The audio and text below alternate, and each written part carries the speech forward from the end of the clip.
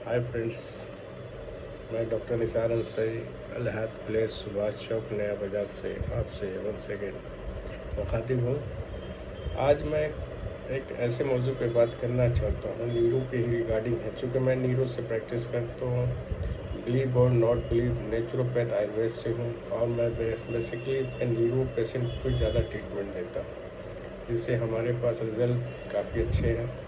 लोग आते हैं और शिफा भी मिलता है। इन बिटवीन आज एक नई चीज़ मैं बताना चाहता हूँ आपको, जो बाय द वे कोई डॉक्टर रेफ़र करते हैं या नहीं करते हैं, आई डोंट नो, बट ये एक बहुत ही विजिबल चीज़ है और इसे ब्रेन में रखना चाहिए हर डॉक्टर को, हर सर्जन को, हर न्यूरो फिजिशियन को, ताकि उनको ट्रीटमेंट करने में आसानी हो, कि पता लगे कि पेशेंट वो ब्रेन हेमरेज करने के, स्ट्रोक आने के बाद इन बिटवीन वो चल नहीं पाते हैं, उनका कोई हाथ ऐसे हो जाता है, ऐसे हो जाता है, मुंह टेढ़ा हो जाता है, और ज़िंदगी भर के लिए वो पैरालिसिस हो जाता है उनको, और 10-10 साल 15 साल से इसी तरह चलते हैं। बहुत सारे पेशेंट तो बेड पे ही रहते हैं। तो कहीं ना कहीं कुछ ना कुछ फॉल्ट होता है, किसी न किसी बॉडी के अंदर कहीं ना कोई कमी रह जाती है, कोई दिक्कतें रह जाती है, जिसकी वजह से ये सर पर प्रॉब्लम होती है। इन बिटवीन इसमें एक टेस्ट होता है, मैं उस टेस्ट के रिगार्डिंग बात कर रहा हूँ। स्कैन एक है, अगर इस तरह के पेशेंट जिसको ऑटमी लगा हुआ है गर्दन में, सांस लेने खाने लेने के लिए ब्रेन की सर्जरी हो, तो उनको पेरेंट्स को, जो जो पेशेंट के पेरेंट्स हैं, तो उनको ये चीज़ ब्रेन में रखना चाहिए कि हमारे पेशेंट आखिर क्यों नहीं कवर कर रहा है, क्या वजह है, क्या दिक्कतें हैं। तो उस ब्रेन के क्लॉटिंग के वजह से ब्रेन से क्लॉटिंग भी निकल गया है, सर्जरी भी हो गया है, खाना भी पास नहीं हो रहा, गर्दन से ही सबसे यानी नेक के नीचे ही टमी बनाया हुआ, वहीं से सब कुछ हो रहा आखिर बजा के। तो कभी कभी देखा गया है कि राइट साइड के आर्टरीज में और लेफ्ट साइड के आर्टरीज में ब्लड की क्लॉटिंग होती है, जो ओवरलुक हो जाता है। कभी कोई डॉक्टर उसे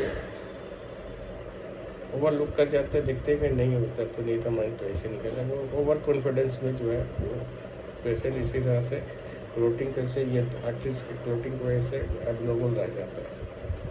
अगर इसमें क्लॉटिंग होगा तो ब्रेन कभी भी उसके ब्रेन या जो जनरल से हार्ट से जो ब्लड सप्लाई होते हैं ब्रेन को, तो ब्रेन में कभी भी ब्लड सप्लाई नहीं जाएगा। ब्रेन में सप्लाई, ब्रेन ब्लड की सप्लाई नहीं जाएगी तो ब्रेन वर्क नहीं करेगा, और ब्रेन वर्क नहीं करेगा तो उसको जो है यानी कि न्यूरल सिस्टम जो है वर्क नहीं करेगा। वो ज़िंदगी भर इसी तरह से दवा खाते, कभी ये कहते कभी वो कहते, उनको ये प्रॉब्लम रहेगी। तो चाहिए कि उनके जो अटेंडेंट हैं, पेरेंट्स हैं, जो जिनको इस तरह की शिकायतें परेशानियाँ हैं, कैरोटिड एक स्कैन होता है अल्ट्रासाउंड में, जो ये आर्टरीज का स्कैन करके ये पता लगाया जाता है कि उनके ये लेफ्ट आर्टरीज में कहीं ब्लड तो क्लॉट नहीं है, राइट साइड आर्टरीज में कोई ब्लैक यानी कि ब्लड तो क्लॉट नहीं है।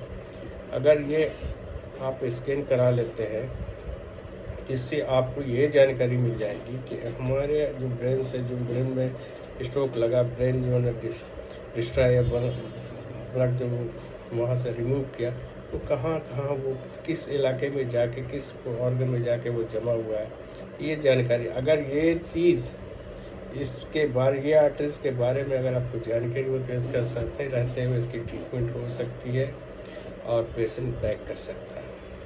तो दोस्तों, ये बहुत ही इम्पोर्टेंट इशू था, इसकी जानकारी मैं आप सबों के सामने, आप लोगों के लिए शेयर करता हूँ। आप लोग अगर किसी पेशेंट को एटोमी लगा हुआ है, ब्रेन में हैमरेज हो गया है, स्ट्रोक की वजह से परेशान है, बेड पे पड़े हुए हैं और कोई उनको सोल्यूशन नहीं मिल रहा है, क्या करें? तो कम से कम एक बार उनको अपने डॉक्टर से, एक जिस पे इनको बिलीव है, जिस डॉक्टर से उनकी ट्रीटमेंट चल रही है, आप उनसे जाके ये यानी कैरोटिड आर्टरीज का स्कैन करा के चेकअप करवाएं, अगर ब्लड उसमें क्लॉटिंग है तो कैसे डिज़ोल्व होगा, कैसे रिमूव होगा, उनसे सलाह लें। आयुर्वेद नेचुरोपैथ में इसकी बहुत अच्छी और ट्रीटमेंट है। और अगर ये टेस्ट करा के आते हैं या फिर नहीं आते हैं तो मुझसे संपर्क करके इसके बारे में आप जानकारी लें।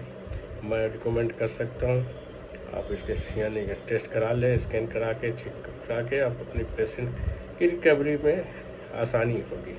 वो जब जानकारी हो जाएगी कौन सी पोजीशन पे क्लॉटिंग है, ब्लड कहाँ रुक रहा है, तो ये रिमूव होने से ब्लड का सर्कुलेशन बढ़ेगा। ब्रेन का सोल्यूशन बढ़ने से आपके पैरों हाथों में ताकत आ जाएगी। यही लॉजिक है और कोई बहुत बड़ी लॉजिक नहीं है।